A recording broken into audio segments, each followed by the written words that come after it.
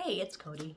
Today I'm here because I thought that I would finally do what I think is a kind of a long-awaited video, talking about my collection of Daneille Dulsky books.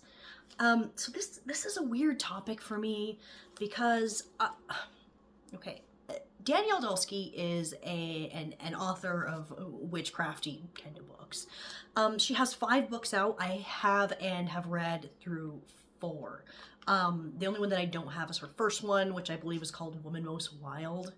That was the first one. I'm not interested in that one, but okay. So in a lot of other videos, I have talked about reading her books but disliking a lot of things about them. It's a really weird like relationship between me and my feelings on her writing. And so I have kept saying, you know, that I'm going to make a video kind of talking about, you know, what's going on. I have such a weird mixed opinion of her writing. Now, this is all just my own thing. Like, this is by no means, this is not supposed to be an attack on her or, you know, anything like that. If you like these books, good. Enjoy the things. But for me, I have a lot of struggles, and it's taken me a while to really kind of think through what it is that my problem is with the writing and the books themselves. The one thing that I have not actually nailed down is what I like about them. Sorry. That's fucking rude. But like, I don't know why I keep buying these books. The first book that I read, I believe was her second, or maybe her third, called Seasons of Moon and Flame, which I do have. Okay, this was actually the first Daneille Dulsky book that I picked up. Now this, I think, is, I was gonna say her best. Okay. The way this book works, yeah, I know it's backwards, sorry, is that it's sort of, it's one of those books that goes around like the Wheel of the Year, sort of. Well, it's more like it goes just through the seasons for each moon phase. It's kind of hard to figure out which like full moon you're in for the year because they don't quite line up every year. Really, that's beside the point. I will tell you right now, I would not have bought any more of books written by Daneille Dulsky if I had not read this one first. This one's, the best thing about it is there are like stories in here every once in a while. Okay, so sort of the format of this book is that you are like a traveler and you're traveling through the seasons as well as like different climates, sort of. And you run into these hags of each season. Yeah, prepare to be mentored by the sacred hags. Yeah. Yeah, I think they're called hags throughout this and not crowns. Okay, it doesn't matter. The point is, you meet each one, and they have some stories for you. They have, like, ritual ideas, or some journaling prompts, maybe. I don't know. But the stories, I think, are the important parts. There's some of, I think, the, like, lessons of the stories are a little bit sketch, but ultimately, it's interesting, okay? The overall aspect of it is interesting. My problem comes in with the actual writing style itself in this book. Okay, now I have mentioned this before, but if you have not seen any of the videos where I'm talking about this, I'm gonna say it again, because I don't mind repeating myself 500 fucking times. Like, I'm into that shit. I've got notes here, because I want to make sure I bitch about everything. Okay. Oh, alright. I think the base layer of my problem with the writing style is, you know how you would use a different tone of voice if you were, like, giving, say, a political speech to people, or if you're talking to like a little kid who's upset, right? You're not going to use the same words. You're not going to use the same everything. I think that's a major contributor to my first and I think most obvious problem with these books is there is no difference in tone in anything. And it's weird because it's a very stylized writing voice. that I think works well for like the storytelling aspect of it, you know, when we're within being told a story. But every sentence is like that. And I'm like, this, how many pages is this book? Let's look right now. Wow. 332 just for this one. And every sentence, I mean, I think they're punctuated correctly, but really they're mostly run-on sentences. And it's... I probably should have flagged some of these. I planned on it, but I literally could not get through these books a second time. They are so... It's so flowery. It's so much... I tend to, like, imagine the sentence being said wrong in my head the first time I read it, so I gotta fucking do it again on a lot of them. Maybe that is a punctuation issue. Like, one sentence will have just so many ideas in it, and then I don't know if she or her editor felt like maybe the point wasn't coming across clearly, so the next sentence will also have all those same ideas, but just slightly worded different. It's a very strange reading experience for me. It's exhausting. Like, it's a tiring experience reading this. And it's like a fairy tale telling voice. You know what I mean? Start out fucking once upon a time when the woods were wild and the fucking snows were coming and there lived a child and her name was whatever and her father was what, like, and that's like one big ass long sentence. Like, that is how every single sentence is in this, except that like what I said was shitty, but like could have worked because it was within like a fairy tale, folk tale, storytelling sort of setting. But like, you can't expect people to read this much of that exact fucking thing. Yeah, I should have got examples for you here. Okay, there are word choices in here that I also don't really like. Let me grab a couple of these, because here we have, this is The Holy Wild. This is, I believe, her second book, and this, I believe, is the fourth. And if you'll notice, since this is backwards, I don't know if you can, this calls it a heathen Bible for the untamed woman. And this one, The Holy Wild Grimoire, is a heathen handbook of magic spells and verses. Now, within these books, it's weird to me that heathen was the word she chose, and it's repeated constantly. I understand where heathen came from and what it initially meant, but language changes, and ultimately at this point in time, when all of these books were coming out, I think the oldest one I have came out in 2017 or something, heathen kind of specifically refers to, like, modern practitioners of, like, Norse, ancient Norse kind of shit. Like, so it's really weird, that's the word. Like, I don't really understand why. That I don't get a lot of the word stuff. Okay, you're gonna think I'm crazy picking on this stuff, but the problem is that it is so... There's a very limited amount of, like, words explaining things or phrases that are repeated so fucking often. Like, okay, a couple of things she did stop doing, which made me want to fucking scream. In the first two books, in The Holy Wild and Secrets of Moon and Flame, a lot of sentences would be finished with "my love" or "my dear" or some shit like that. And man, and I'm not talking it was occasional. I'm talking it was at least once a page. And that, I think a lot of people dislike that. So that did eventually sort of fade out. She doesn't do it nearly as often in the last couple books that she's come out with. I also, okay, I have a personal problem with the phrase betwixt and between. It feels like fake TV witchy shit. And if the only thing I hate more than betwixt and between being used is when they use an apostrophe and get rid of the BE and they're saying twixt and tween. That shit sets me the fuck off. Like, I have stopped reading books for running into that fucking phrase. It feels so... It's just the... Fuck, how do I explain this? The problem is that it's very much the fairy tale version of being witchy, is using that fucking phrase.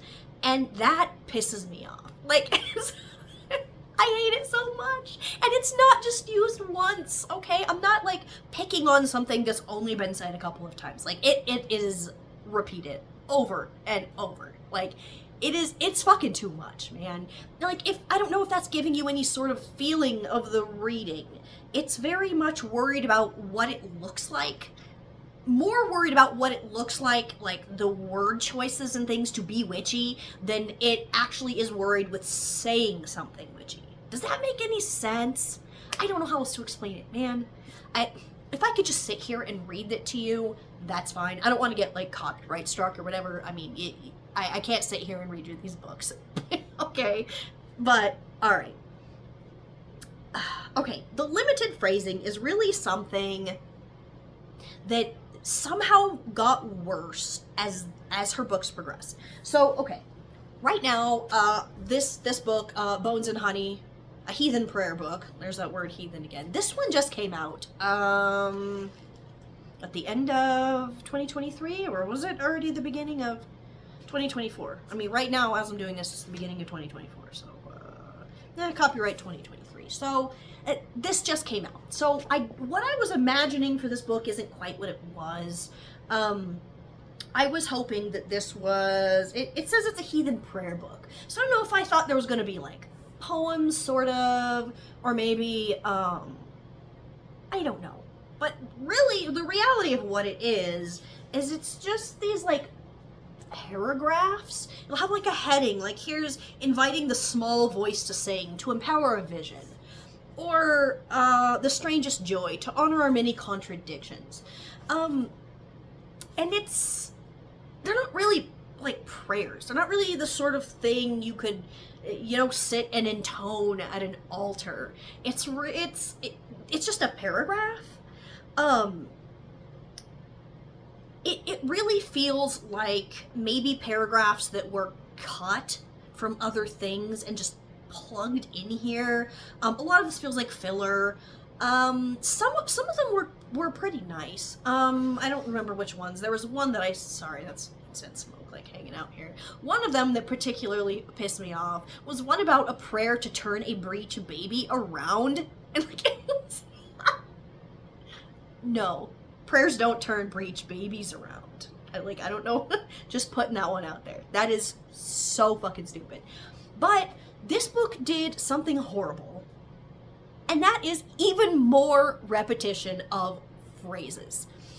The phrase, like, this night of all nights, or this day of all days, I cannot explain, like, I should have gone through here and counted the amount of times that phrasing was used. Like, and it was weirdly used. Like, I have heard people be like, oh, I don't know, it's fucking raining on my wedding day, today of all days. You know what I mean? But the way this is used, it will just be like, I got up out of my bed and I walked outside on this night of all nights, or fucking... mostly it was night of all nights. It was just, I guess I don't even know what that phrase was supposed to mean. If it had sort of meant something when it had been said maybe once or twice, it didn't mean anything anymore after it just kept occurring every other page or something. So, and the repetition, it's not poetic.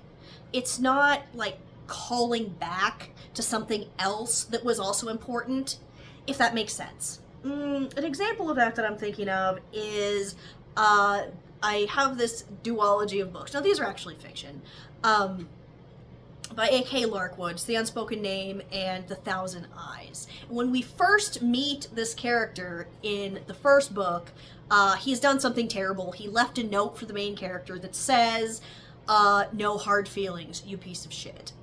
So at the end then, he's trying to desperately get a message to her. He's about to be killed, and he ends his message to her with, but if you can't do it, no hard feelings, or whatever. So the way that the phrase no hard feelings, it was important from the first book, so you remembered it, and hearing it the second time made it feel like you were getting stabbed. Like, it had this sort of callback to something before.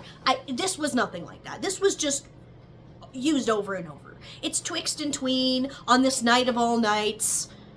Fucking, did I write any more of them down? I wrote some down. Like, my brain kind of wants to get rid of this.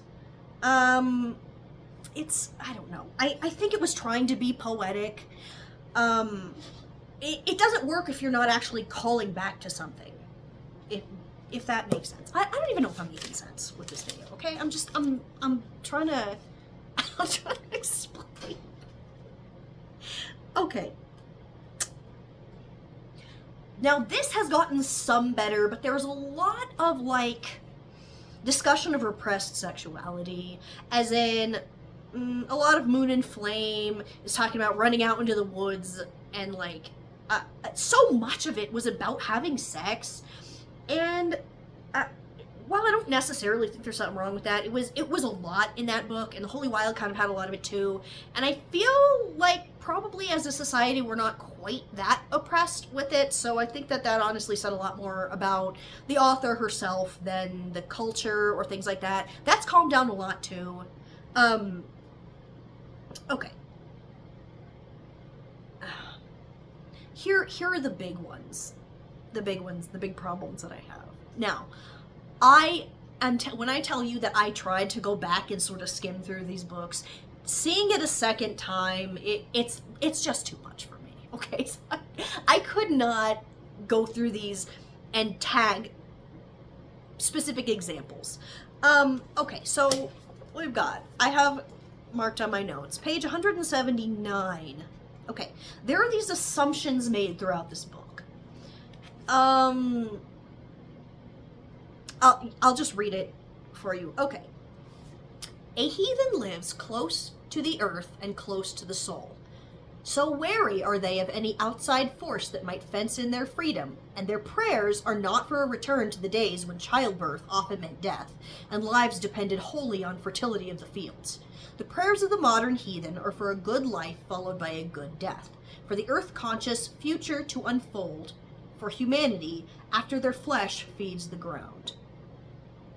Okay, like, that wasn't the worst example, but also, okay, here's the thing that keeps happening in Daneille Dulsky's writing. She likes to talk about a heathen does this and does not do this. And it's a lot. It's a lot of times. Now, this is one I didn't necessarily disagree with. But it's the phrasing of it. It's the way that their prayers are not for a return to these days, okay? The prayers of the modern heathen are for, and again, I don't disagree with this specific one, but in the Holy Wild, this was a lot. It was common, and they weren't necessarily things that I agreed with. I'm like, I'm not sure what's up with authors doing that shit, because that's a super weird assumption. Like, I'm not sure who she thinks is reading her books. I don't know. That was an example of something that fucking pissed me off. And that wasn't the best example because it was one that I agree with. Yeah, okay, but here's the worst part.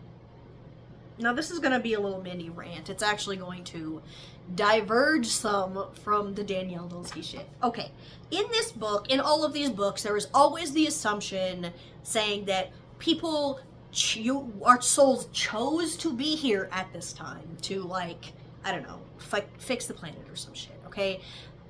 That train of thought, I encourage you to do a little research on New Thought, which is where that shit came from, law of attraction kind of bullshit came from, which that shit makes me want to fucking gag, okay? So go ahead and do that. But I do want to say, I have written down the content of a tweet. I don't know if it was still Twitter at the time when this happened. Okay, I'm going to read for you word for word, what this tweet says. But first I have to say, if you are a person who is ascribing to the belief that people chose to be here now, okay, one time I'm in this Facebook group, and massive, huge trigger warning here for the next couple minutes, okay?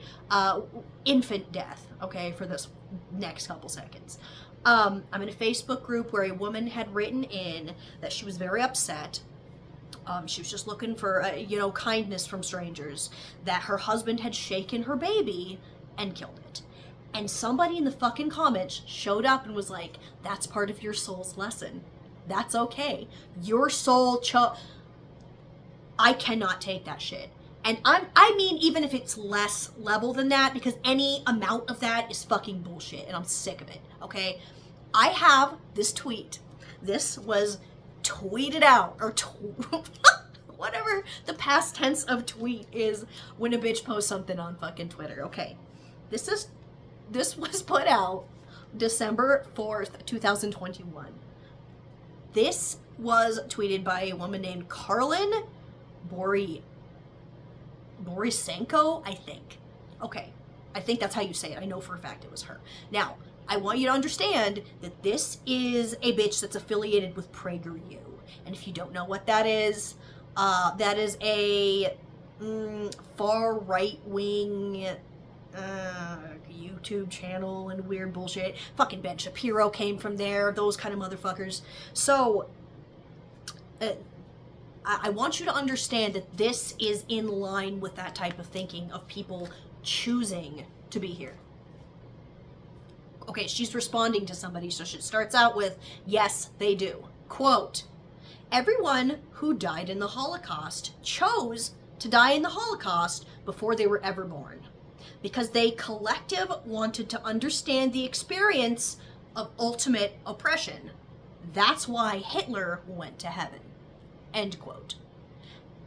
If you cannot get on board with that bullshit that this bitch got on the internet and typed, then stop with all of this we chose to be here shit, okay? I fucking hate that shit. It's disgusting, okay? It's fucking revolting. And it is peppered throughout these fucking books. And how do people not wonder where things like this came from? Like, how do people never try and find out where the shit people are spouting out in books came from? Because this is so widespread, this fucking choosing to be here shit. We've got people talking about the fucking genocide in Palestine, saying that, oh, well, our souls chose to come here at this fucking time so that we could, I don't know, fix it or something. But I mean, with under that umbrella of that fucking stupid ass belief is the same fucking shit we'll be saying that what? Palestinians' souls chose to be here for this shit? No.